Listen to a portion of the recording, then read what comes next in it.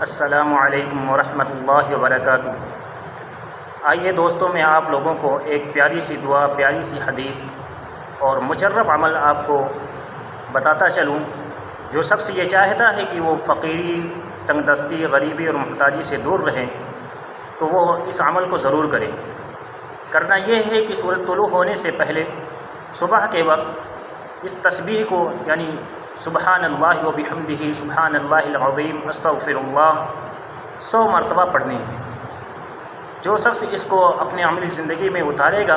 تو انشاءاللہ ضرور بالضرور وہ فقر و فاقہ، تنگ دستی، غریبی اور محتاجی سے دور رہے گا۔ اور میرے دوستو، ایک مرتبہ آپ صلی اللہ علیہ وسلم نے ایک صحابی رضی اللہ عنہ کو حکم دیا تھا اس عمل کو کرنے کے لیے، اور انہوں نے اس کو اپنی عملی زندگی میں اتارا، اور وہ پھر کچھ دنوں کے بعد آپ صلی اللہ علیہ وسلم کے پاس تشریف لائے اور کہنے لگے کہ اے اللہ کے رسول صلی اللہ علیہ وسلم، میرے پاس اتنی دولت اور اتنا مال آ چکا ہے کہ میرے پاس رکھنے کی جگہ نہیں ہے۔